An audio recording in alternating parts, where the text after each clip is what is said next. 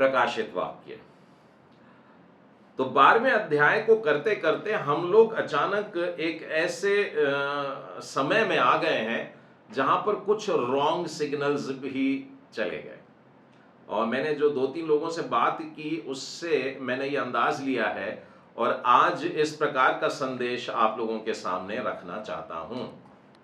बातों को सुनकर के और उन विचारों में डूबे रह कर के हम उस बात को स्वप्न में या एहसास में कर रहे हैं, लेकिन वास्तव में प्रवेश करना बहुत कठिन है।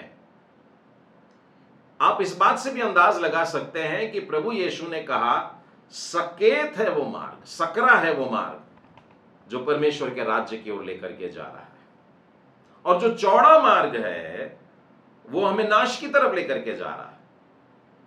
और इसलिए मेरे साथ आप लोग 12वें अध्याय तक का सफर तय किए हैं। अभी हम लोग 22वें अध्याय तक नहीं पहुंचे हैं।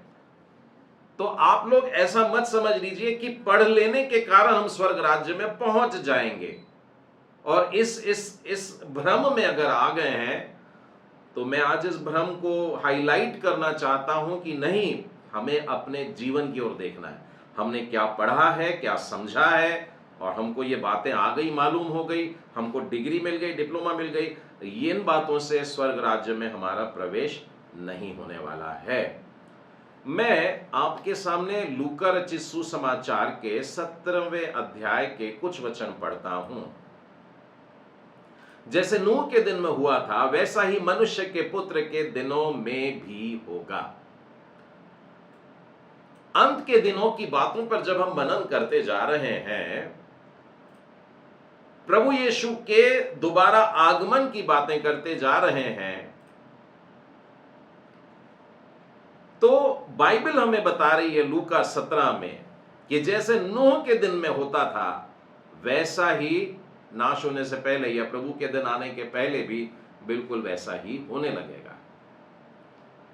वहां आगे लिखा है, जिस दिन तक नूह जहाज पर न चढ़ा उस दिन तक लोग खाते पीते थे, उनमें विवाह होते थे। तब जल प्रलय ने आकर उन सबको नष्ट किया। ठीक है, ध्यान देंगे कि नूह जब तक जहाज पर नहीं चढ़ा था, मतलब जहाज के बाहर था, उस दिन तक लोगों का खाना पीना और उनमें विवाह होते थे। ये दोनों बातें ये बता रही हैं कि बड़ा आनंद का समय था। लोग खाना पीना जो करते हैं वो आनंद मनाने के लिए करते हैं। शादियां होती हैं तो रिसेप्शन बड़ा सा अरेंज करना पड़ता है, कोई बर्थडे पार्टी है तो खाना अरेंज करना पड़ता है। आजकल तो लोगों ने प्रेयर मीटिंग भी घर में रखते हैं तो खाना अरेंज कर देते हैं। हर बात में खाना खाना खाना, जहां की भी बात हो। छोटा सा किसी को कुछ अच्छा सा हो जाए तो पूछते हैं भैया पार्टी कब दे रहे हो। यानी देखिए, हमारे जहन में खाने पीने को लेकर के इतना ज्यादा भर गया है कि सुबह उठते बराबर भूख लग जाती है खाने वाली। सुबह ही हम लोग सोच लेते हैं कि अभी खाएंगे क्या, नाश्ता क्या करेंगे, दोपहर का खाना, रात का खाना। सब लोग भी यही जानते हैं। हम लोग कहीं पहुंच जाते हैं तो वो होटलों में भी मेनू कार्ड टेबल पर ही रखा रहता है, चुन लो क्या खाने का है। और आजकल तो मेनू कार्ड की भी जरूरत नहीं पड़ती है, वो बफे सिस्टम वाले होटल्स शुरू हो गए हैं कि आप इतना पैसा यहां दे दीजिए और अंदर जाके जितना खाना है खा लीजिए। खाने के पीछे पड़े। नूह के समय में जैसा होता था वैसा ही इन दिनों में होने वाला है, चल रहा है, और लोगों ने खाने पीने पर अपना मन लगाया है। और साथ में लिखा है उनमें विवाह होते थे। कब तक होते थे ये बात पर ध्यान देना। जिस दिन तक वो जहाज पर नहीं चढ़ा था। उसके बाद एक और वचन पढ़ लेना चाहता हूं। प्रभु यीशु मसीह के आगमन के पहले की बातें एक और घटना के साथ में जोड़ी जा रही हैं, और लिखा है जैसा लूत के दिनों में हुआ था। देखिए क्या होता था लूत के दिनों में। लोग खाते पीते और लेन देन करते और पेड़ लगाते और घर बनाते। ठीक है, तो यहां पर 4 बातें लिखी है, खाने पीना, लेन देन करना, पेड़ लगाना और घर बनाना। नूह के समय में दो बातें लिखी हुई थी, खाना पीना और विवाह करना। तो इन दोनों का कॉमन क्या हुआ? खाना पीना। तो हम देखते हैं कि उस भयानक दिन के आने के पहले, यानी इससे पहले कि प्रलय आया, लोग खाने पीने और विवाह करने में मशगूल थे। और लूत के समय में, इससे पहले कि आग बरसकर सब तहस नहस कर डाले, नष्ट कर दे, जला डाले, उस दिन तक लोग खा रहे, पी रहे, लेन देन कर रहे, पेड़ लगा रहे और घर बना रहे।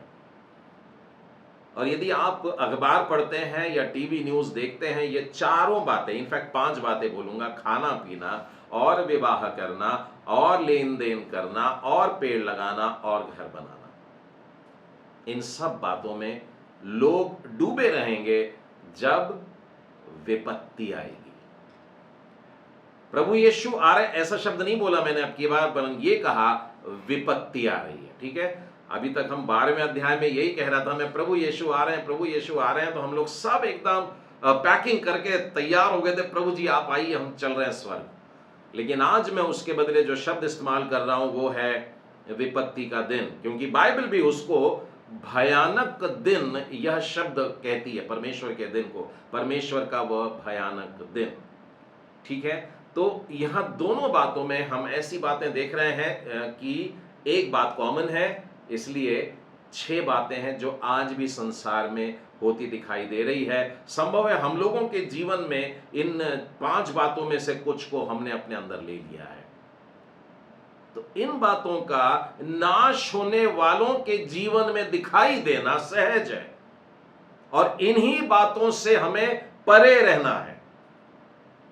खाने पीने में जी लगाना, लेन देन। अब बहुत से लोग समझते हैं लेन देन करने की बात क्या है, नहीं समझ में आई। देखिए, सारी चीजें महंगाई की तरफ जाती है, और लोग अक्सर बातें भी करते हैं सब चीजें महंगी हो रही हैं, सब्जियों से लेके, कपड़ों से लेके, सामान से लेके, और बड़े बड़े जमीन और मकानों को लेकर के, लेकिन खरीदारियां बंद नहीं हुई हैं, लेन देन चलता ही रहता है। और आजकल तो बड़ा आसान हो गया है, आपको दुकान जाने की जरूरत नहीं है, हम लोगों के घर पर ला करके दे देते हैं। हम लोग यहीं से बैठ करके 4 बटन दबा देते हैं और हमारा पैसा उनके अकाउंट में भी चला जाता है। और अगर आप पहले नहीं देना चाहते हैं तो कोई बात नहीं, पहले सामान मंगा लीजिए, हाथ में ले, फिर कैश ऑन डिलीवरी हो जाती है। ये लेन देन हर एक के घर घर में पहुंच गया है। जो पहले दुकानों में नहीं जाते थे वे भी अब खरीदारी करने लग गए हैं। लोग तो अब खाना भी मंगाते हैं। देखिए, खाना पीना और लेन देन दोनों एक साथ, कहीं जाने की जरूरत नहीं, किसी होटल में जाने की जरूरत नहीं, 4 बटन दबा दिए और किसी ने खाना लेकर के घर के दरवाजे पर आ गया। लोग खाने पीने में और लेन देन करने में, और लिखा है पेड़ लगाने में। पिछले सप्ताह एक इंटरनेशनल मीट हुआ था जिसमें देश विदेश के बड़े बड़े लोग, प्रेसिडेंट और प्राइम मिनिस्टर्स लोग इकट्ठा हुए थे, और उनका एक ही उद्देश्य था कि पर्यावरण को बचा लें। और पर्यावरण में बहुत सारा दूषितपना आ गया है, खराब होने लगा है सब कुछ। तो क्या करें? तो वायु की शुद्धता, आज जो गवाही दी गई थी उसमें भी आपको मालूम है यूनाइटेड स्टेट्स ने ये प्रोजेक्ट निकाला था और सारे इंजीनियरिंग कॉलेजेस में भेजा था कि वाइल्ड फायर्स हो जाते हैं तो भयानक पोल्यूशन हो जाता है, तो वायु को वापस शुद्ध कैसे करें। भारत देश में भी पर्यावरण को लेकर के एक नारा है कि हर बच्चा एक पेड़ लगाओ। यदि भविष्य में हम एक खुली हवा, ऑक्सीजन से भरी हुई हवा पाना चाहते हैं तो पेड़ लगाओ। पहले था हर परिवार एक पेड़ लगाओ, यानी 5 लोगों के पीछे एक पेड़ लगता था। फिर कह रहे थे कि जब जब शादियां होंगी तो दूल्हा दुल्हन को एक कॉन्ट्रैक्ट देना पड़ता था, लिख करके दें कि वे 50 पौधे लगाने का पैसा देने वाले हैं सरकार को। और अब कहते हैं हर बच्चा एक पेड़ लगाने का, और वो भी हर वर्ष लगाने का है। पेड़ लगाने के पीछे पड़ गए हैं सब, बिल्कुल नहीं, पेड़ लगाने का। अब जिस समय ये लिखा गया होगा लोग सोचने पड़े होंगे कि पेड़ लगाने से प्रभु के आगमन का क्या मतलब हो सकता है, लेकिन ये सारे इशारे मेरे लिए और आपके लिए हैं। मैं, प्रभु जी कह रहा है, मैं बता रहा हूं तुमको, ये होगा, ये होगा, ये होगा, ये होगा, अब तो संभल जाओ, विपत्ति का दिन आ रहा है। देखिए, जो लोग सुनते नहीं है उनके लिए विपत्ति शब्द है, और जो परमेश्वर के वचनों को लेकर के चल रहे हैं उनके लिए मैं कहूंगा प्रभु यीशु का आगमन हो रहा है। तो ये घटना दोनों के लिए है। और यहां पर जो 2 शब्द मैंने पढ़े हैं वो यही बता रहे हैं कि प्रलय आ गया। देखिए, पहला प्रलय जब आया तो वो पानी का लिखता है, और दूसरा उदाहरण जब दिया उसने वो आग का लिखता है। मनुष्य के पुत्र के प्रकट होने के दिन भी ऐसा ही होगा। हाउ वेरी प्रोमिनेंटली, कितने क्लियर शब्दों में प्रभु यीशु ने हमसे ये बात कही है कि मेरे आने से पहले भी ऐसा ही होगा।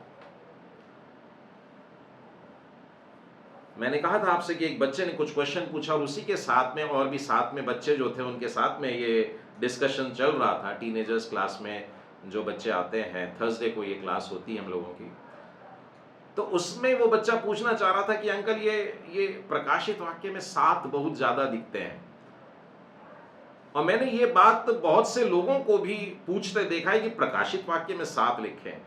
मैंने कहा बाकी बाइबल में नहीं पढ़े हो क्या कभी 7? तो मैं आपको उत्पत्ति के आरंभ में लेकर चलना चाहता हूं। यूं तो आप जानते ही है कि परमेश्वर ने ये सृष्टि कितने दिनों में बनाई।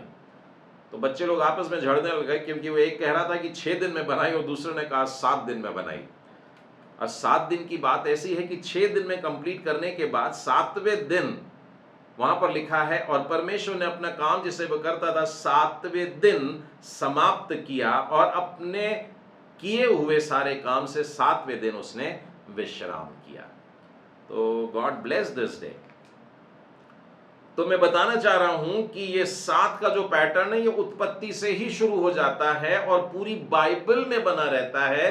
केवल प्रकाशित वाक्य में 7 दिखाई देने लगा, ये प्रभु जी का कोई फेमस प्राइवेट और बहुत चाहता नंबर है, ऐसी भी बात नहीं, लेकिन परमेश्वर ने आरंभ से यह 7 को बहुत प्रकट रूप में बताया है। और ये 7 जो है ये हमें विश्राम की ओर इशारा कर रहा है, और एक विश्राम बाकी है जिसमें हम प्रवेश करने को जा रहे हैं। ये वो वाला खास सब्बत का समय है जिससे लोग कनान समझ रहे थे, लेकिन आज मैं और आप उसे स्वर्ग का राज्य समझते हैं। उत्पत्ति की पुस्तक उसके 7वें अध्याय में आइए। पहला वचन, यहोवा ने नूह से कहा, तू अपने सारे घराने समेत जहाज में जा। इससे कईयों साल पहले परमेश्वर ने नूह से कहा था जहाज बना, क्योंकि मैं प्रलय भेजूंगा। और जब वो ये जहाज बना रहे थे, एक दिन में नहीं बना, एक महीने में नहीं, एक साल में नहीं, सदियों में, काफी लंबा समय लगा जिसमें उन्होंने ये बनाया। और बेशक बनाते हुए लोगों ने पूछा और नूह ने बताया होगा प्रलय आने वाला है। पर बाइबल हमको बताती है, जो मैंने आपके सामने लूका 17 में पढ़ा, कि उन दिनों में लोग खाने पीने में लगे हैं और विवाह करते रहेंगे। कब तक? जब तक कि नूह जहाज पे न चढ़ जाए। अब देखिए 7वां अध्याय का पहला वचन कहता है, ये भी 7वां अध्याय है, यहोवा ने नूह से कहा, तू अपने सारे घराने समेत जहाज में जा। क्यों? क्योंकि मैंने इस समय के लोगों में से केवल तुझी को अपनी दृष्टि में धर्मी पाया है। और वो जहाज में जा रहा है। उसके बाद में ये भी बताया गया कि अपने साथ में कैसे कैसे 2 के जोड़े या 7 लेकर जाने हैं। और उसके बाद लिखा है, चौथा वचन देखिए, क्योंकि अब से 7 दिन और बीतने पर मैं पृथ्वी पर 40 दिन और 40 रात में बरसाता रहूंगा। तू जहाज पर चढ़ जा, जहाज का दरवाजा बंद, और जहाज का दरवाजा बंद करने के 7 दिन के बाद मैं पृथ्वी पर 40 दिन और 40 रात बारिश भेजूंगा। आप समझे इस बात को? नूह जब जहाज पर चढ़ गया और लोगों की आंखों से ओझल हो गया, अब लोगों में भय छाया है। इस दिन तक बड़ा नाच गाना, खाना पीना सब कुछ चल रहा था, लेकिन जहाज के दरवाजे के बंद हो जाने के बाद भी अभी पानी गिरा नहीं है, अभी बारिश हुई नहीं है, अभी सोते फूटे नहीं है, अभी लोग पानी में डूबे भी नहीं है। 7 दिन का इंतजार।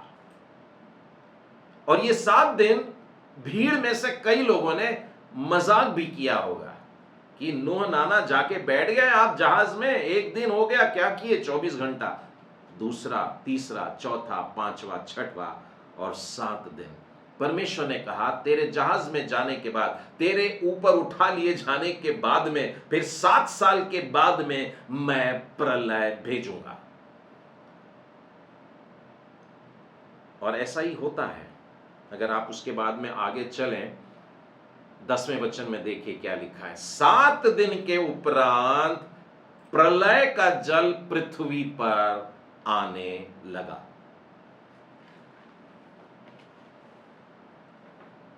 कुछ लोग कहते हैं कि अचानक लोगों का गायब हो जाना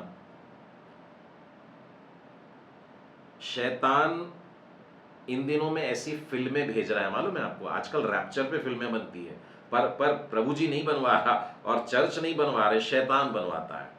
अब देखिए वो ऐसी ऐसी फिल्में दिखाता है कि लोग अचानक गायब हो रहे हैं, गायब हो रहे हैं और गायब हो रहे हैं, और फिर क्या कहते हैं कि जितने भी दुष्ट लोग थे वे खत्म हो गए, यानी अब हम लोग जो बच गए हैं वो अच्छे लोग हैं, अब हम लोग अपना जीवन अच्छे से जी सकते हैं। लेकिन ध्यान रखिएगा, नूह के उठा लिए जाने के बाद में 7 दिन तक ऐसा लगा कि कुछ भी नहीं बिगड़ा है, कोई पानी नहीं बरसा, कोई बादल नहीं गरजे, कोई बिजलियां नहीं कड़की, कोई सोता नहीं फूटा, सब कुछ बड़ा नॉर्मल लग रहा था। लेकिन उसके बाद में बारिश ऊपर से भी हो रही थी और जमीन में से भी आने लगा, मनुष्यों को भागने तक का मौका नहीं मिल रहा था। तो ये जो बात है, ये जो घटना है, मैं चाहता हूं कि आप इसको दूसरे एंगल से भी अब देखना है। सिर्फ आनंद का समय नहीं, परंतु लोगों के बीच में खड़े रह करके विपत्ति का देखो। जब वो दर्द महसूस होगा, जब वो कड़कड़ाहट आप में आएगी, तब शायद हम लोग प्रभु के वचन के लिए अपने मुंह को खोलेंगे। कुछ समय पहले की बात है, जब मैंने ये प्रकाशित वाक्य स्टार्ट नहीं किया था, तो एक भाई ने, करीब 40 से 50 की उम्र के हैं, उन्होंने ये प्रश्न पूछा था। आप सुन करके हंसेंगे, पर बड़ी सीरियस बात है। दुख होता है कभी कभी कि मसीही चर्च के आंगन में पूछा गया प्रश्न है ये, ब्रदर जब हम लोग स्वर्ग जाएंगे, देखिए वो क्या पूछ रहे हैं, ब्रदर जब हम लोग स्वर्ग जाएंगे तो वहां पर जो भोजन मिलेगा उसमें मटन मिलेगा कि नहीं?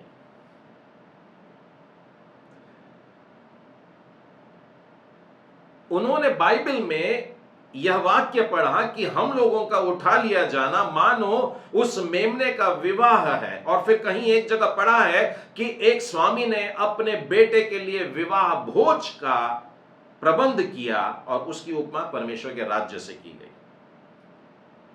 अभी हम लोग बात कर रहे हैं कि विपत्ति के आने पहले खाने पीने में लगे रहेंगे लोग, लेकिन कुछ लोग यहीं से तैयारी कर रहे हैं कि वहां जाकर के क्या खाएंगे, क्या पिएंगे। अंदाज लगा लीजिए, क्या ऐसे सोच रखने वाले परमेश्वर के राज्य में प्रवेश कर सकेंगे?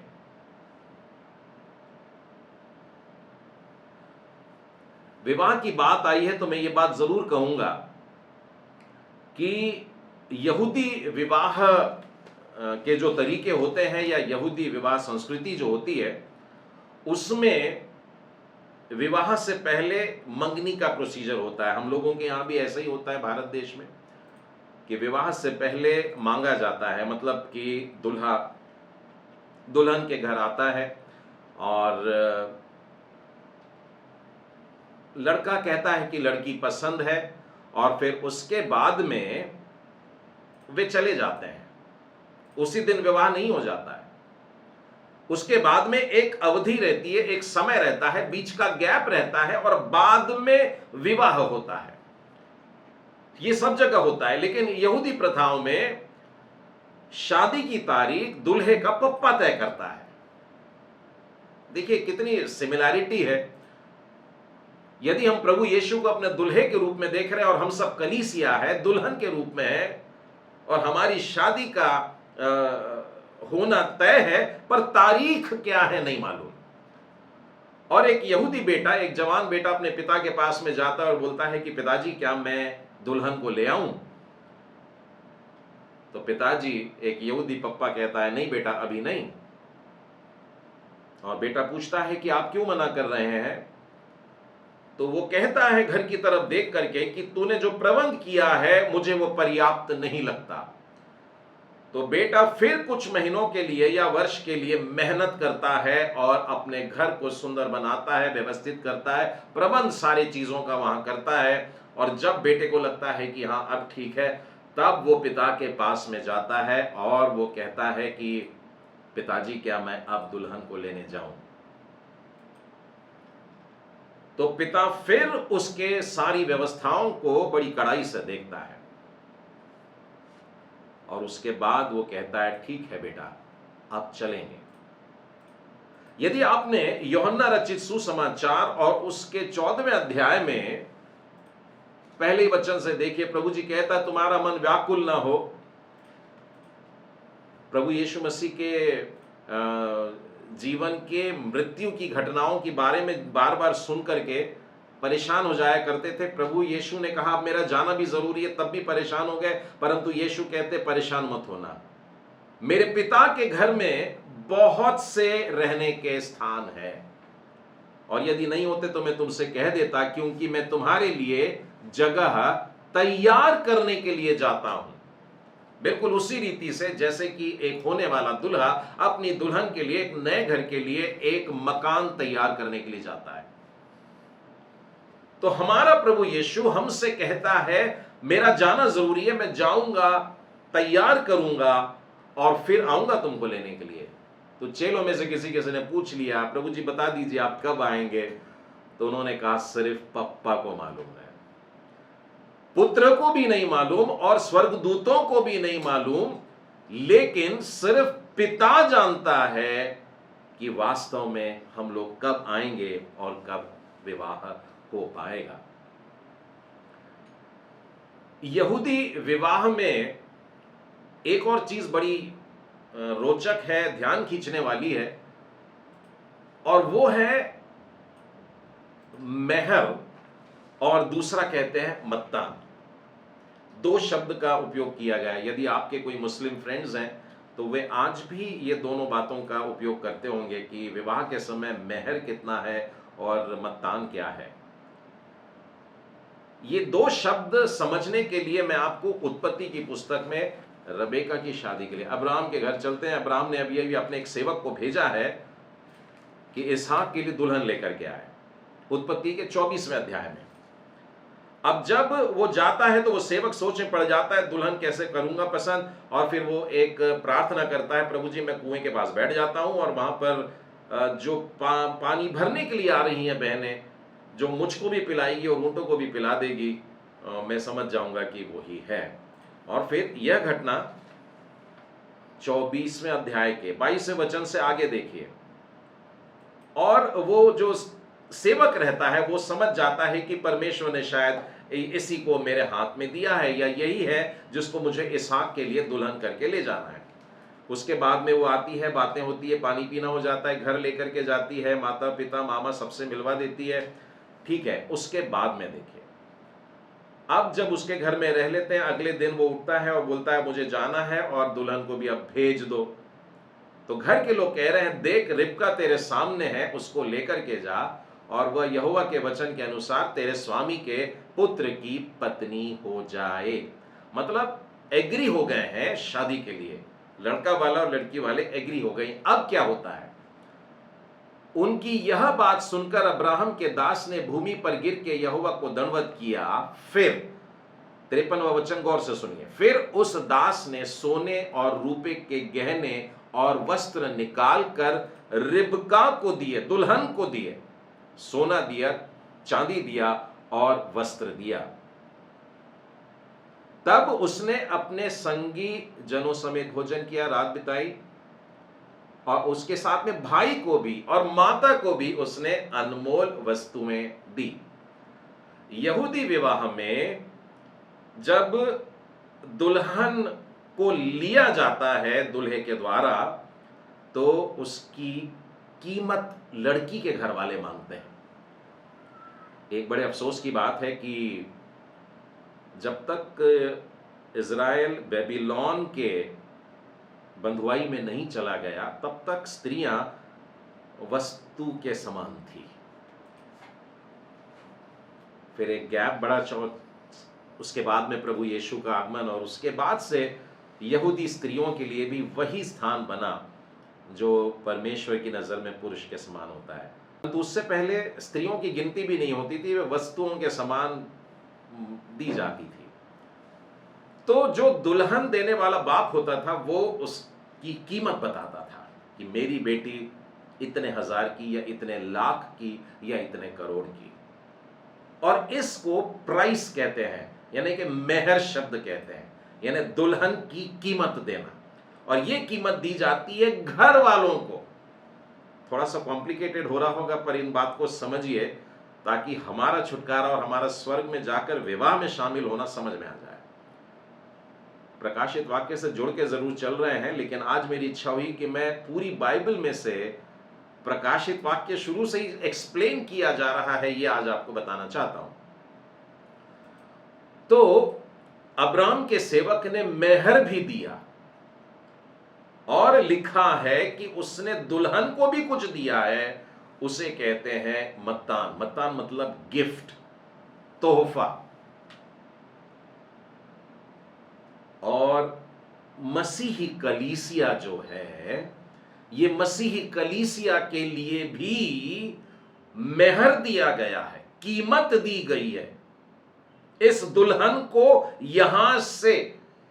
यहां के घर से निकाल करके दूसरे घर में ले जाएंगे तो यहां पर कीमत अदा करनी पड़ेगी। वो मेहर भी दिया परमेश्वर ने, और उसके बाद मत्तान भी दिया, गिफ्ट भी दिया। आप में से किसी से परमेश्वर का आत्मा बात करके बता भी रहा होगा कि मैं क्या कह रहा हूं। मैं नए नियम में लेकर के चलता हूं आपको पहला कुरिन्थी और उसका 6वां अध्याय 20वां वचन। यहां हमारे लिए बात हो रही है, मसीही लोगों के लिए बात हो रही है, चर्च के लिए बात चल रही है। क्योंकि दाम देकर मोल लिए गए हो। आपने कभी सोचा इस बारे में कि वी आर परचेस्ड? यदि कोई बिक जाता है तो वो खरीदने वाले का हो जाता है। क्या हमें मालूम है यह बात कि हमको खरीद लिया गया है, अब हम अपने नहीं हैं? इसके ऊपर का वचन जब पढ़ेंगे तब शायद क्लियर हो जाएगा कि क्या तुम नहीं जानते कि तुम्हारी देह पवित्र आत्मा का मंदिर है और तुम में बसा हुआ है और तुम्हें परमेश्वर की ओर से मिला है। तुम अपने नहीं हो, तुम अपने नहीं हो। हम लोग अपनी मर्जी चलाते हैं हर बात में। कुछ माता पिता परेशान हो जाते हैं, हमारे जवान बच्चे कहते हैं हमको ये करने दो, हमको वो करने दो। ये उनकी मर्जी है, ये उनकी इच्छा है। मैं ऐसे सारे जवान बच्चों से कहना चाहता हूं, तुम अपने नहीं हो। यदि आप चर्च में शामिल हैं, कलीसिया के एक भाग है, तुम अपने नहीं हो, क्योंकि तुम खरीदे गए हो। पहला कुरिन्थी 19 और 20 में लिखा है, तुम अपने नहीं हो, क्योंकि दाम दे करके, ऐसे ही नहीं, दाम दिया गया है, मेहर दिया गया है। तुम्हें खरीदना भी दो प्रकार का होता था। एक, गुलाम खरीदे जाते थे और नौकरों के समान रखे जाते थे, लेकिन मैं मेहर बोल रहा हूं। मेहर का मतलब होता है दुल्हन की कीमत। कलीसिया को लेने के लिए मुझको और आपको, वो पूरा झुंड विश्वासियों का अलग किया हुआ अक्लेसिया कहलाते हैं। मतलब हमको अलग किया, कीमत दे करके छुड़ा लिया बंधन में से।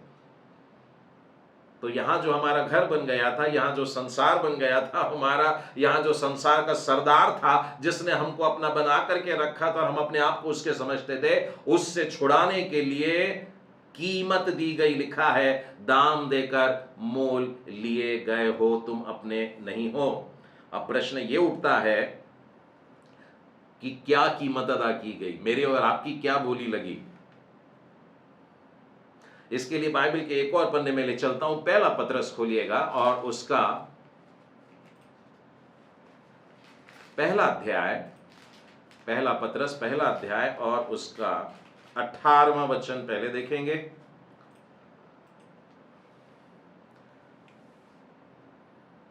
क्योंकि तुम जानते हो कि तुम्हारा निकम्मा चाल चलन जो बाप दादाओं से चला आ रहा था, उससे, पुरानी बातों से, बंधनों से, पुराने घर से, संसार से तुम्हारा छुटकारा सोने चांदी अर्थात नाशमान वस्तुओं के द्वारा नहीं हुआ है। ये गुलामों की कीमत होती थी, वे चांदी के सिक्कों में तौल करके दिए जाते थे। लेकिन हम लोगों को चांदी और सोने से नहीं खरीदा गया है। बाइबल कहती है निर्दोष, 19वां वचन, निर्दोष और निष्कलंक मेमने अर्थात मसीह के बहुमूल्य लहू के द्वारा खरीदे गए। अब देखा आपने इतनी बड़ी कीमत, अब इससे बड़ी बोली अगर कोई लगा दे तो शायद हम लोगों को वापस जीत ले। लेकिन प्रभु यीशु मसीह का पवित्र लिखा है, पवित्र लहू, बहुत इंपॉर्टेंट। और कोई नहीं मिला इस संसार में जो कह सके कि मेरा जीवन पवित्र, मेरा लहू पवित्र, जिसके लिए परमेश्वर ने कहा होगा मैं इससे प्रसन्न हूं। और वही प्रभु यीशु अपने उस बहुमूल्य लहू को हम लोगों के लिए बहा रहा है। ठीक है, तो हम मोल लेकर के खरीदे गए हैं, हम अपने नहीं हैं। और हमारी कीमत क्या हुई? प्रभु यीशु मसीह का लहू हुआ। अब देखते हैं खरीदे किससे गए थे। वहीं देखिए पहले पतरस उसके 2 अध्याय और उसके 24वें वचन के आगे, वह आप ही हमारे पापों को अपनी देह पर लिए हुए क्रूस पर चढ़ गया, जिससे हम पापों के लिए मरकर धार्मिकता के लिए जीवन बिताएं, उसी के मार खाने से तुम चंगे होते हो। अब इस वाक्य को समझाता हूं, देखिए, जिससे हम पापों के लिए मरकर धार्मिकता के लिए जीवन बिताए, अर्थात हम पापों में पड़े हुए थे। हमारा मम्मा और पप्पा सब पाप है, हम पाप से चिपक गए थे। ये अदन की बारी से चलती आ रही बीमारी थी, लिपटे हुए हैं शैतान से पूरी तरह से। अब उस मम्मा पप्पा के तरफ से छुड़ा रहा वो। वास्तव में हम लोगों का स्वरूप परमेश्वर पिता है, उसके बच्चे हैं हम लोग। लेकिन हमने अपने परमेश्वर का हाथ छोड़ करके अपने लिए दूसरा ही पिता बना लिया।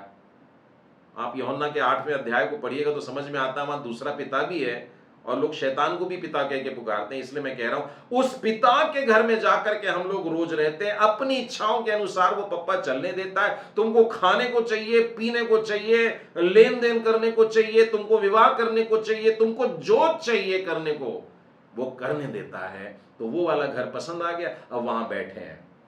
अब उस पाप के घर में से छुड़ाने के लिए लिखा है, पाप के घर में से छुड़ाने के लिए अब हम पाप के लिए मर जाएंगे। जब लड़की विवाह के बाद जब विदाई होती है तो घर के रिश्तेदारों से, प्रियजनों से वो मिलकर रोती है, तब उसके कानों में घर के लोगों में से शायद माँ जाके उसको बोलती है, बेटा अगर तुझको अपने घर में सुख से जीना है तो तुझे ये घर भूलना पड़ेगा। पाप के घर से निकलकर शादी हो रही है। देखिए, अब वो पुराना वाला अपना वो मायका जो है पाप वाला, वो याद नहीं रहना चाहिए। अगर वहां जाते जाते भी पीछे मुड़ के देखते हैं तो लूत की पत्नी का हाल आपको मालूम है। पीछे मुड़कर देखना भी मृत्यु है। एक बार परमेश्वर की ओर नजर उठाए तो देख करके आगे बढ़ते जाना है। किस लिए? धार्मिकता के लिए। बाइबल कह रही है पाप के लिए मरकर धार्मिकता के लिए जीवन बिताने के लिए तुम्हें मोल लिया गया है प्रभु यीशु के लहू के द्वारा। ठीक है, तो अब हमको समझ में आ गया कि शैतान ने हमको अपने घर में बांध के रखा था और उसको छुड़ाने के लिए यीशु का लहू देना पड़ा। और ये कीमत के बाद में अब जब छुड़ाए जाते हैं बहुमूल्य लहू के द्वारा, अब हम अपने नहीं हैं। अब हम अपने नहीं हैं। अब हमको हमारा दुल्हा लेकर के जाने वाला है एक नए घर में। इब्रानियों की पुस्तक निकालिएगा, इब्रानी उसका 12वां अध्याय और उसके 22वें वचन को देखिए, और आगे भी देख लेते हैं। पर तुम सियोन पहाड़ के पास और जीवते परमेश्वर के नगर स्वर्गीय यरूशलेम के पास और लाखों स्वर्ग दूतों और उन पहलोठों की साधारण सभा और कलीसिया जिनके नाम स्वर्ग में लिखे हुए हैं। हालेलुया। सारे लोगों के वर्णन इस पर लिखा हुआ है। हम लोगों ने पहले ही देख लिया 1,44,000 इजराइली, फिर उसके बाद में एक बड़ी सी भीड़ जो अलग अलग भाषाएं बोलती हैं और लाखों और करोड़ों स्वर्गदूत। ये सारी बातें बाइबल में हमको पहले भी बता दी गई हैं। परमेश्वर के राज्य के दर्शन उत्पत्ति से लेकर प्रकाशित वाक्य तक मिलते ही रहते हैं। यहाँ पर स्पष्ट लिखा है कि अब हम पाप के घर से छुड़ाए गए, वो दुल्हन लेने के लिए जब आता है तो उसके साथ में हम उसके पवित्र पर्वत के पास में पहुंचते हैं, और वो जीवते परमेश्वर का नगर है, वो स्वर्गीय यरूशलेम है। बहुत स्पष्ट शब्दों में लिखा है। बहुत से लोग इजराइल में जमीन मिल रही है क्या पूछते हैं, वहां जाकर के प्लॉट खरीदना चाहते हैं, वहां जाकर के रहना चाहते हैं। यहां बाइबल बता रही है जीवते परमेश्वर का नगर स्वर्गीय यरूशलेम के पास लाखों स्वर्गदूत, पैलोठों की साधारण सभा और कलीसिया के जिनके नाम स्वर्ग में लिखे हुए हैं, और सबके न्यायी परमेश्वर के पास, और सिद्ध किए हुए धर्मी आत्माएं और नई वाचा के मध्यस्थ, फिर से एक बार याद दिलाया जा रहा है, नई वाचा के मध्यस्थ यीशु और छिड़काव के उस लहू के पास आए हो। प्रभु यीशु मसीह का लहू, यहां पर हाबिल का भी नाम आ गया, तो एक वाक्य में सिर्फ अभी बता देता हूं कि कहीं कोई कंफ्यूजन ना रहे। हाबिल का जो लहू था वो दोष लगाता है, लेकिन यीशु का जो लहू है वो दोष को मिटाता है। हाबिल का लहू जमीन में से पुकार के परमेश्वर की दुहाई दे रहा था, देख इन्होंने ऐसा किया, काइन से क्या बदला लिया जाए। लेकिन यीशु का लहू जो भूमि पर आया वो परमेश्वर को पुकार के हम लोगों के छुटकारे के लिए कहता है, इन सब लोगों को लेकर के स्वर्गीय यरूशलेम में प्रवेश करने के लिए यीशु दुल्हा बन करके आता है। और जब हम अपने नए घर में, नए यरूशलेम में, स्वर्गीय यरूशलेम में जाएंगे, उससे भी पहले की एक छोटी सी बात, इफिसियों की पत्री निकालिएगा, इफिसियों के नाम पौलुस प्रेरित की पत्री और उसका पहला अध्याय, यहां पर स्वर्गीय आशीषें लिखी हुई हैं। अब देखिए 11वें वचन से आगे मैं तेजी से पढ़ता हूं पूरे 14 तक। उसी में जिसमें हम भी उसकी मनसा, जो अपनी इच्छा के मत के अनुसार सब कुछ करता है, पहले से ठहराए जाकर मिरास बने, कि हम जिन्होंने पहले से मसीह पर आशा रखी थी उसकी महिमा की स्तुति के कारण हो। और उसी में तुम पर भी, जब तुमने सत्य का वचन सुना जो तुम्हारे उद्धार का सुसमाचार है, और जिस पर तुमने विश्वास किया, विश्वास करने तक, मेहर दिए जाने तक और दुल्हन होने तक, अब उसके बाद में मिलता है मत्तान। मत्तान दुल्हे के तरफ से दुल्हन को दिया हुआ एक गिफ्ट होता है। वो केवल दुल्हन को दिया जाता है, वो दुल्हे के द्वारा दिया जा रहा है, और वो दुल्हन के लिए है। वो दुल्हन उन चीजों को देख करके, तब तक जब तक दुल्हा आता नहीं लेने के लिए, जब तक दुल्हा आ नहीं जाता, वो उस गिफ्ट को रोज देख करके अपने दुल्हे की याद करती रहती है। और आपको मालूम है दुल्हन को, यानी कि कलीसिया को, दुल्हे ने अर्थात मसीह ने क्या दिया है? प्रतिज्ञा किए हुए पवित्र आत्मा की छाप लगी है। वह उसके मोल लिए हुओं के छुटकारे के लिए हमारी मिरास का बयाना है कि उसकी महिमा की स्तुति हो। अगर यह वाक्य नहीं समझा है तो मैं सरल शब्दों में बताता हूं। प्रभु यीशु ने अपनी दुल्हन कलीसिया के लिए, चर्च के लिए एक मत्तान दिया, एक गिफ्ट दिया, होली स्पिरिट, परमेश्वर का पवित्र आत्मा। प्रभु यीशु ने पिता के पास से दिलवाया है। एक शादी के लिए बहुत जरूरी होता है मेहर, वो तो प्रभु यीशु ने पहले दे दिया क्रूस पर, लेकिन उसके बाद उसने अपने चेलों को बोला, रहना यहीं रुक करके जाना मत, जब तक कि मैं तुम्हारे लिए पिता के पास से भेज न दूं। जिसे हम लोग कलीसिया का स्थापना दिवस या बर्थडे कहते हैं। वो क्यों कहते हैं? क्योंकि उस दिन प्रभु यीशु ने पवित्र आत्मा कलीसिया को, दुल्हन को दिया। और ये वो निशानी है, वो गिफ्ट है जिससे हम प्रभु यीशु के आते तक देखते रहें, रोज देखते रहें। बहुत से मसीह लोग प्रश्न करते हैं कि ब्रदर हमको पवित्र आत्मा मिला है कि नहीं मिला है, हम कैसे जाने? इस विषय पे अवश्य बात करेंगे, लेकिन मैं विश्वास से कह रहा हूं, आप प्रभु के वचनों से प्रेम करते हैं और आप विश्वास करते हैं कि प्रभु यीशु आपके बदले क्रूस पर बलिदान हुआ है, या आप इसीलिए कह पा रहे हैं उसको उद्धार करता है क्योंकि पवित्र आत्मा आपको दे दिया गया है। अब वो चाहता है कि उस गिफ्ट को ले और उस गिफ्ट की रोशनी को बिखेरें। वो सामर्थ है, वो रोशनी है, वो शांति है, वो आनंद है। उसको आप हाथ में भी लेकर के घूमेंगे अगर सब तरफ, तो लोग आशीष पाएंगे। लोग पूछेंगे ये क्या है? आप कहना ये मतदान है, मेरे दूल्हे ने दिया हुआ ये गिफ्ट है जो उसके आने के दिन तक मैं संभाल करके रखूंगा। आपको वो वाली घटना याद है? लूका के 15 में 3 घटनाएं हैं, दृष्टांत है, जहां कुछ खो जाता है और वहां पर एक स्त्री का भी वर्णन आता है जिसके पास में 10 चांदी के सिक्के थे और उसमें से एक गुम हो जाता है।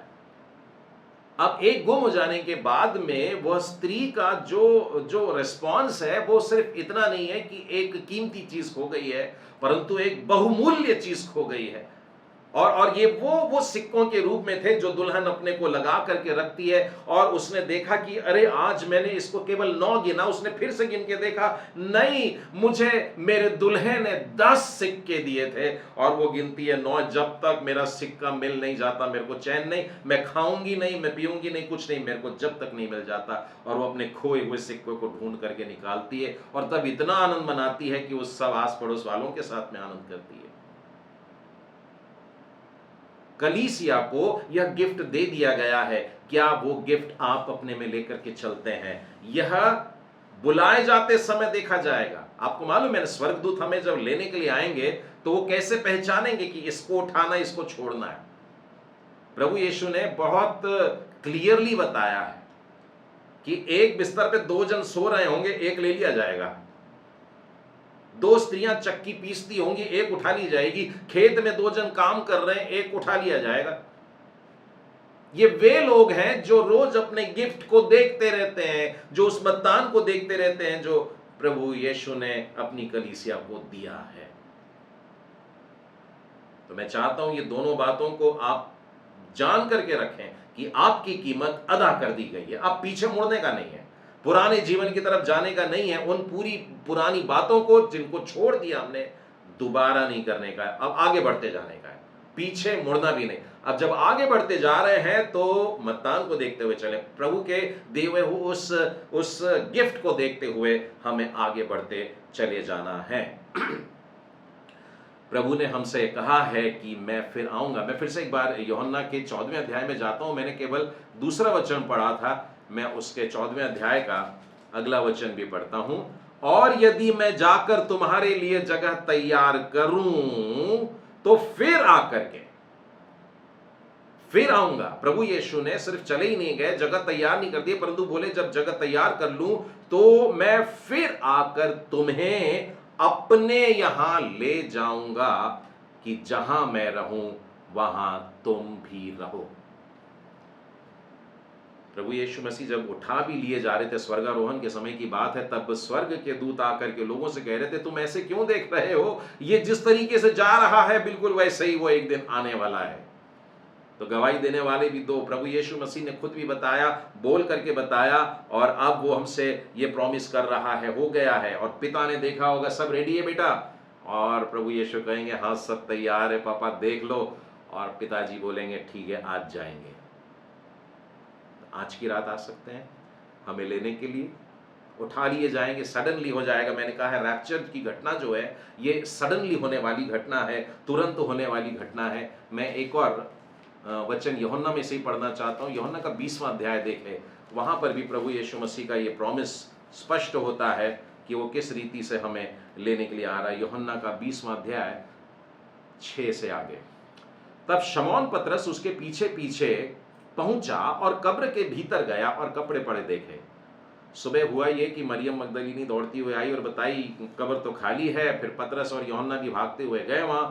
अब पतरस अंदर उतर गए, यूहन्ना भी बाहर ही है।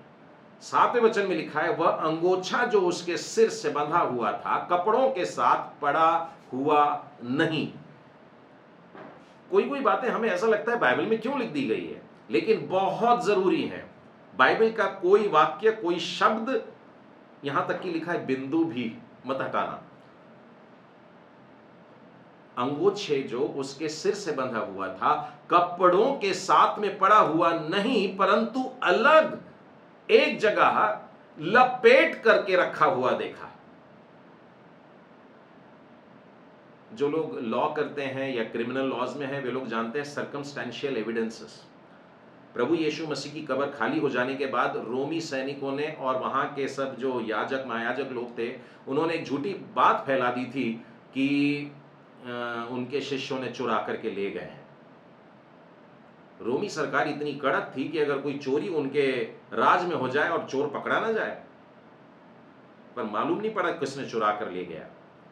पर जो सर्कमस्टांसेस वहां पर थे वो जो इंफॉर्मेशन वहां दिख रही थी वो ये थी कि अंदर पहुंचने के बाद जिस कपड़े से प्रभु यीशु को लपेटा गया था उसको व्यवस्थित लपेट करके ऐसा रखा गया है।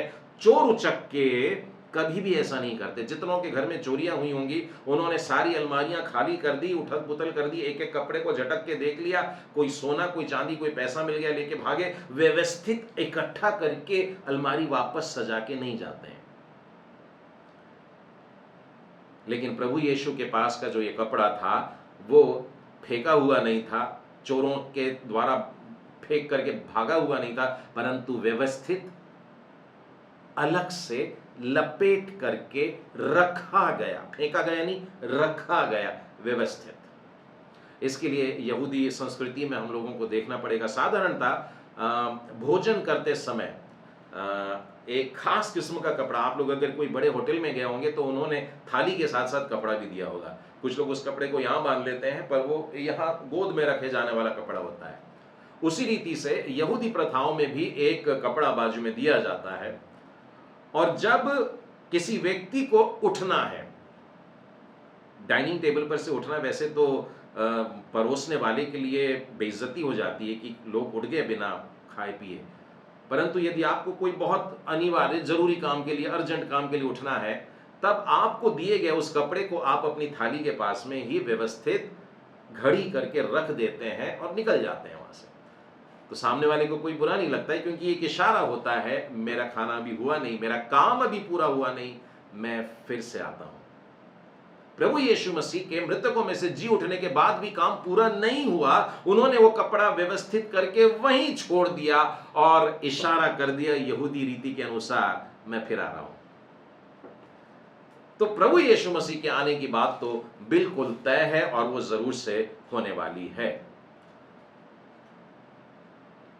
अब मैं मसीह लोगों की कुछ बातें आपको बताना चाहता हूं जो भ्रम में पड़े हैं। मसीह लोग, मैंने कुछ मसीह लोगों से बातें किया और उन लोगों का कहना होता है कि अभी प्रभु यीशु मसीह के आने में समय है। ये मैं अभी पिछले 15-20 दिन की बात कर रहा हूं कि लोगों से बात करने के बाद वे इस प्रकार का वाक्य कहते हैं, अभी प्रभु यीशु के आने में समय है।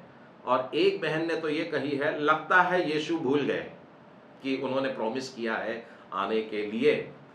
मेरे साथ में निकालेंगे दूसरा पत्रस और उसका 3रा अध्याय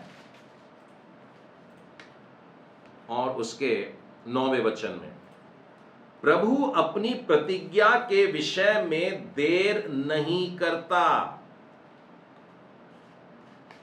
जैसे देर कुछ लोग समझते हैं, पर तुम्हारे विषय में धीरज धरता है और नहीं चाहता है कि कोई भी नष्ट हो।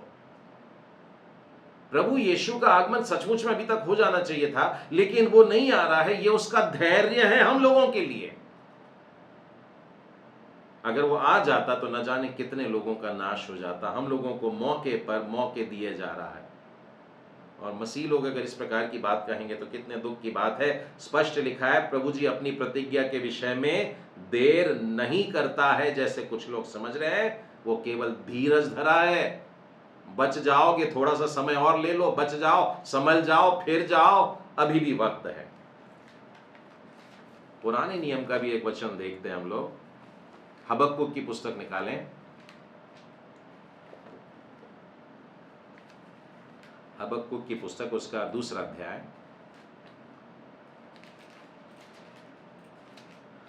और उसका 3रा वचन,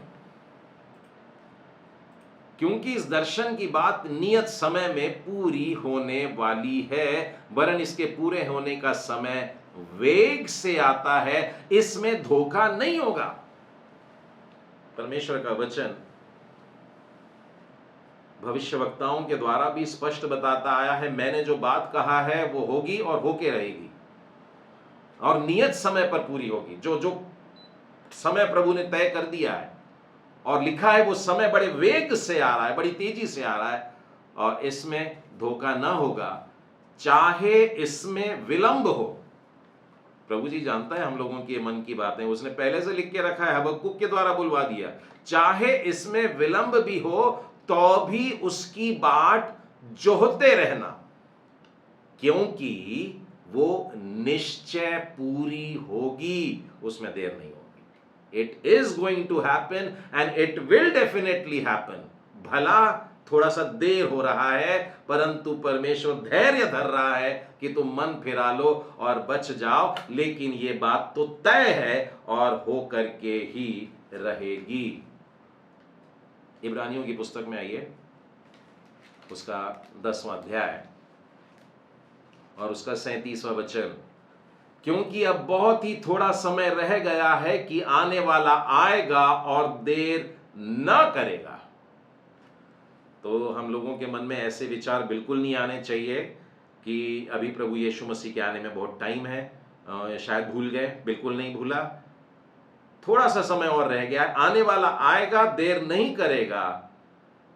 अब देखिए एक वाक्य ऐसा है, पर मेरा धर्मी जन, ये बातें चर्च से कही जा रही है, कलीसिया से कही जा रही है, धर्मी जन विश्वास से जीवित रहेगा और यदि वो पीछे हट जाए तो मेरा मन उससे प्रसन्न नहीं होगा। ऐसे लास्ट मोमेंट तक देखिए, बहुत से लोग रेस में दौड़ते दौड़ते एकदम फीते के पास में आ जाते हैं और 5 कदम पहले गिर जाते हैं। ऐसे मसीही जीवन जी करके क्या मतलब? प्रभु जी उन्हीं के लिए कह रहा है कि तुम अभी आखिरी मौके पर एक कदम पीछे मुड़ रहे हो। ये मुझको बिल्कुल भी खुश नहीं करेगा।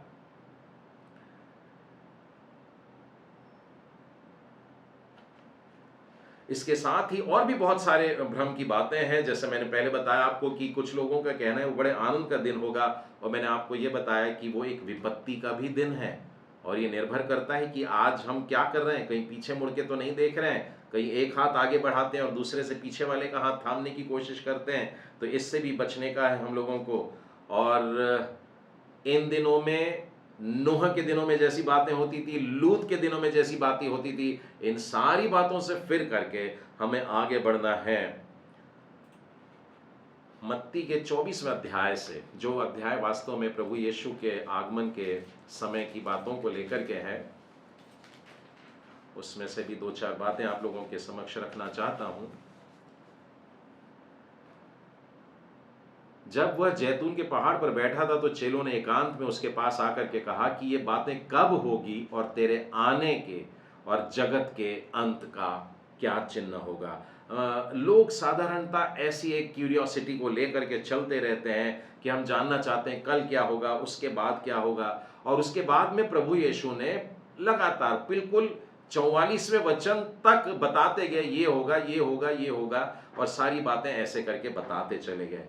और 45वें वचन के बाद में देखो क्या लिखा है, अतः वह विश्वास योग्य और बुद्धिमान दास कौन है जिसे स्वामी ने अपने नौकर चाकरों पे सरदार ठहराया। प्रभु यीशु से शिष्यों ने पूछा था कि तेरे आगमन का समय या संसार के समाप्ति के समय पे क्या बातें होने वाली है। प्रभु यीशु ने जब पूरा लेक्चर दिया, पूरा भाषण देके समझा दिया, उसके बाद में प्रभु यीशु ने एक दृष्टांत कहा। इस दृष्टांत की तरफ ध्यान दीजिएगा। वो कहते हैं कि एक स्वामी ने अपने नौकर चाकरों पर एक सरदार ठहराया, और इसलिए कि वो उन्हें समय समय पर भोजन दिया करें। 46वां वचन, धन्य है वह दास जिसे उसका स्वामी आकर ऐसा ही करता पाए। मैं तुमसे सच कहता हूं, वो उसे अपनी सारी संपत्ति पर अधिकारी बना देगा। परंतु यदि वह दुष्ट दास सोचने लगे कि स्वामी के आने में बहुत देर है, चलता है कुछ दिन तक अपनी जिंदगी अपनी मर्जी के हिसाब से चल सकते हैं, दासों को पीटने लगा, पियक्कड़ों के साथ में खाने पीने लगा, तो उस दास का स्वामी ऐसे दिन आएगा जब वह उसकी बाट न जोता हो, और ऐसी घड़ी जिसे वह न जानता हो, तब उसे भारी ताड़ना देगा और उसका भाग कपटियों के साथ ठहरेगा, वहां रोना और दांत पीसना होगा। ये वो व्यक्ति है जो स्वामी के घर का व्यक्ति है, और उससे दंड भी मिल सकता है और उससे आशीष भी मिल सकती है। लेकिन जब न्याय की बात किया, एक बात और ध्यान दीजिएगा, उसने पहले यह शब्द कहा कि यदि वो भला काम कर रहा है तो मैं उसको अपने घर पे अधिकारी बना दूंगा, अर्थात इनाम देने की बात कर रहा है, अर्थात मैं खुश हुआ उसके जीवन से और उसको बहुत ब्लेस करता है। लेकिन सेकंड वाला ऑप्शन उसका जो है, यदि वो नहीं करता है तो उसको भयानक दंड दूंगा।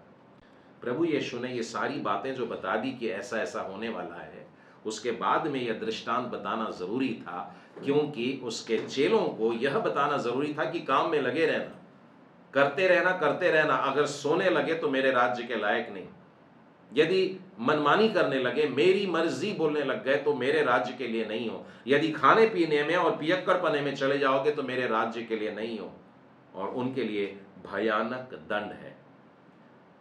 प्रभु यीशु ने इसके बाद मुंह बंद नहीं किया, और इसके बाद में शुरू हो जाता है 25वां अध्याय, और 25वां अध्याय न्याय की बातों से भरा है। 10 कुंवारियों का दृष्टांत है, और 10 कुंवारियों में से उसने बताया कि 5 है जो विवाह के घर में आ सकी, लेकिन 5 है जो बाहर ही रह गई, जिनसे कहा गया, जब स्त्रियों ने बाहर से पुकारा, हे स्वामी हमारे लिए द्वार खोल दे, उसने उत्तर दिया, मैं तुमसे सच सच कहता हूं, मैं तुम्हें नहीं जानता। न्याय में भी फिर से एक बार इनाम मिल गया कुछ लोगों को जो घर में प्रवेश कर पाए, लेकिन कुछ लोग हैं जिनको बाहर ही रहना है, और उनके लिए शब्द कहा जा रहा है, मैं नहीं जानता तुम लोगों को। इसके बाद में तोड़ों का दृष्टांत भी दिया कि मैंने एक को 5 दिया, एक को 2 दिया, एक को 1 दिया, और फिर अपने काम पर चला गया, और फिर एक दिन लौट करके आऊंगा और फिर हिसाब लूंगा। 5 वाले बता क्या किया? 5 और कमा लिया प्रभु जी, अच्छी बात है। 2 वाले तूने क्या किया? मैंने 2 और कमा लिया प्रभु जी, ये ले। 1 वाले ने से पूछा क्या किया? प्रभु जी कुछ नहीं किया, बस एक जो आपने दिए थे वही है, बस जैसा जैसा तैसा वैसा ही है। न्याय, दंड मिला। परमेश्वर ने मुझको आपको 5 नहीं तो 2 नहीं तो 1 तो जरूर दिया है। यदि आप अपने जीवन में इन गिफ्ट्स का उपयोग करते हैं, इस मतदान का उपयोग करते हैं, परमेश्वर के उस अद्भुत दान का उपयोग करते हैं, तो आप उस चीज को बढ़ा रहे हैं। लेकिन अगर आपके मुंह से यह निकला कि मैं क्या करूं, यह काम किसी और का है, उसको तो प्रभु जी ने इतना सारा दिया, मेरे को तो कुछ नहीं दिया, ये वो लोग हैं जिन्होंने अपने एक तोड़े को गाड़ करके रखा हुआ है। और ये वे लोग हैं, चर्च के लोग, जिनको दंड मिलने वाला है। तो प्रभु का आगमन जो है वो वास्तव में न्याय के लिए आ रहा है, और जब वो न्याय के लिए आ रहा है तो या तो उसके पास में इनाम है या तो उसके पास में दंड है। 25वें अध्याय में अगला वाला फिर से एक दृष्टांत बता रहे, कहानी बता रहे कि एक चरवाहा है, भेड़ और बकरियों का चरवाहा, उसने भेड़ों को बकरियों से अलग कर दिया, 2 भाग कर दिया। और फिर उसके बाद में आप जानते हैं क्या कहता है, अपनी दाहिनी ओर के लोगों से कहता है, हे मेरे पिता के धन्य लोगों, आओ उस राज्य के अधिकारी हो जाओ जो जगत के आदि से तुम्हारे लिए तैयार है। मैं भूखा था, तुमने मुझे खाने को दिया, मैं प्यासा था, तुमने मुझे पानी पिलाया, मैं परदेसी था और तुमने मुझे अपने घर में ठहराया, मैं नंगा था, तुमने मुझे कपड़े पहनाए, मैं बीमार था, तुमने मेरी सुधि ली, मैं बंदी गृह में था और तुम मुझसे मिलने को आए। और धर्मी लोगों को तो मालूम ही नहीं पड़ रहा कि प्रभु जी हमने ये सब कब किया, हमें याद नहीं आता, हमने कब तेरी इतनी काम किए। तब राजा उनको उत्तर देगा, मैं तुमसे सच कहता हूं कि तुमने जो मेरे इन छोटे से छोटे भाइयों में से किसी एक के साथ किया, वो मेरे साथ किया। परंतु दूसरी बाईं ओर वालों से वो कह रहा है कि निकल जाओ यहां से, अंधेरे में चले जाओ, नाश होने के लिए, दंड होने के लिए, क्योंकि मैं तुम्हारे पास में आया था, तुमने मेरे कुछ न किया। उन लोग भी पूछेंगे, प्रभु जी कब ऐसा हुआ? तो उन्होंने, प्रभु यीशु ने उत्तर दिया कि जो तुमने इन लोगों में से छोटे से किसी एक के साथ में नहीं किया, वो तुमने मेरे साथ भी नहीं किया है। तो एक है जो अनंत जीवन में प्रवेश करेंगे, परंतु दूसरों के लिए लिखा है अनंत दंड भोगेंगे। तो मैं मसीह लोगों का एक और भ्रम दूर कर देना चाहता हूं। प्रभु यीशु मसीह के आगमन के लिए, जब प्रभु यीशु पहली बार आए थे तो वे एक सेवक बनकर के आए थे, वो भी सेवा करने वाले, वो भी झुक करके सेवा करने वाले, पांव धोने वाले, ऐसा सेवक बनकर के आए थे। लेकिन अब की बार जो प्रभु यीशु आ रहे हैं वो राजा बनकर के आ रहा है। वो अब की बार गधे पर नहीं परंतु घोड़े पर बैठ करके आ रहा है। वो अब की बार एक चरनी में जन्म नहीं ले रहा परंतु अपनी पूरी सेना के साथ में चला आ रहा है। हम प्रभु यीशु को जब पहली बार देखते हैं तो बड़ा नम्र दिखाई देता है, वो सारा दृश्य ही बड़ा नम्र दिखता है और यीशु की तरफ देखने से ही ऐसा लगता है हाय कितना प्यारा चेहरा। लेकिन आपको अंदाज है जब अब की बार प्रभु यीशु आ रहे हैं तो कैसे आ रहे हैं। ये हम लोगों ने प्रकाशित वाक्य के पहले अध्याय के समय में दर्शन ले लिया था कि प्रभु यीशु अभी कैसे हैं। मैं बाइबल में से एक छोटा सा पैसेज आपको पढ़ करके सुनाना चाहूंगा जिससे आप इस बात का अंदाज लगाएं कि प्रभु यीशु वास्तव में कैसे आ रहा है। पहले जब वो था तो वो दुख उठाने वाला मसीहा था, लेकिन अब वो तलवार लेकर के आ रहा है और न्याय को लेकर के आ रहा है। यदि आप प्रभु यीशु मसीह के वास्तव में सेकंड कमिंग की झलक देखना ही चाहते हैं तो आपको प्रकाशित वाक्य के 19वें अध्याय को पढ़ना चाहिए। मैं 11वें वचन से थोड़ा आगे पढ़ के आपको सुनाना चाहता हूं। फिर मैंने स्वर्ग को खुला हुआ देखा और देखता हूं कि एक श्वेत घोड़ा है और उस पर एक सवार है जो विश्वास योग्य और सत्य कहलाता है। वह धर्म के साथ न्याय और युद्ध करता है। उसकी आंखें आग के ज्वाला। देखिए प्रभु यीशु को अभी तक जैसे देखते आ रहे थे, पता नहीं कैसे वो कैलेंडर्स पर और तस्वीरों में और पोस्टर्स में यीशु के बड़े प्यारी तस्वीरें दिखती हैं। ये वाली तस्वीर देखिए जो सेकंड कमिंग की है। उसकी आंखें आग के ज्वाला है, उसके सिर पर बहुत से राजमुकुट है और उस पर एक नाम लिखा हुआ है जिससे उसको छोड़ कोई नहीं जानता। वह लहू छिड़का हुआ वस्त्र पहने हैं और उसका नाम परमेश्वर का वचन है। स्वर्ग की सेना श्वेत घोड़ों पर सवार और श्वेत और शुद्ध मलमल पहने हुए उसके पीछे पीछे है। जाति जाति को मारने के लिए उसके मुंह से एक चोखी तलवार निकलती है। वह लोहे का राजदंड लिए हुए उन पर राज्य करेगा और सर्वशक्तिमान परमेश्वर के भयानक प्रकोप की जलजलाहट की मदिरा के कुंड में दाख रौंदेगा। उसके वस्त्र और जांघ पर यह नाम लिखा हुआ है, राजाओं का राजा और प्रभुओं का प्रभु। तो मेरे मित्रों, मैं चाहता हूं कि प्रकाशित वाक्य का केवल स्टडी नहीं परंतु इसे अपने जीवन में उतारना है। प्रभु यीशु मसीह का दूसरा आगमन, ध्यान रखे कि दोनों बातों को लेकर के आ रहा है। और यह अज्यूम मत कर लीजिए कि मुझको तो मुकुट ही पहना देगा। आज अपने जीवन में झांक करके देखने की जरूरत है, प्रभु ने मेरे सौंपे हुए काम को जो दिया था क्या मैंने उससे पूरा किया। जब वो आकर के मुझसे हिसाब मांगेगा तो मैं क्या कहूंगा कि क्या मेरा दिया आज जलता हुआ है कि बुझा हुआ है। कहीं मेरे दिए में तो तेल खत्म हो गया होगा, उससे मैंने सही समय पर भरा या नहीं भरा। क्या मैं परमेश्वर के पवित्र आत्मा से रोज बरोज अपने को भरता रहता हूं या नहीं, या मैं शायद बकरियों के मानिंद मैं ही चिल्लाता रहता हूं और भेड़ों के समान मैंने झुक करके कभी नहीं कहा कि यहोवा मेरा चरवाहा है। मेरे प्रियो, वो दिन जो आता है वो परमेश्वर का भयानक दिन है, वो प्रकोप का दिन है, वो उसके जलजलाहट का दिन है। वो लिखा है मंदिरा में कुंड में दाग को रौंदने वाला भयानक दिन। परमेश्वर करे कि हम प्रभु की इन बातों को पकड़ के रखें। मत्तान को, पवित्र आत्मा को जो प्रभु ने हमें गिफ्ट के रूप में दिया है उससे लें, क्योंकि यही है जो वास्तव में हमें स्वर्ग में प्रवेश दिलाएगा। जब दुल्हन से पूछा जाएगा कि तुझे तो मैंने मेहर दे करके खरीदा, पर क्या तू ही है वो, तो बता मत्तान कहाँ है। और हमारा जीवन जो पवित्र आत्मा से भरा हो और उसकी शांति और आनंद और तेज और सामर्थ और पवित्रता से हो, शुद्ध सफेद कपड़ों में पवित्र दुल्हन प्रभु यीशु मसीह दूल्हे की दुल्हन बनने के लिए आगे बढ़ेगी। परमेश्वर करे कि इन बातों को हम और गहराई से समझें, इसकी गंभीरता को समझें और दूसरों के साथ में भी बांट सके। आइए हम लोग प्रार्थना करेंगे।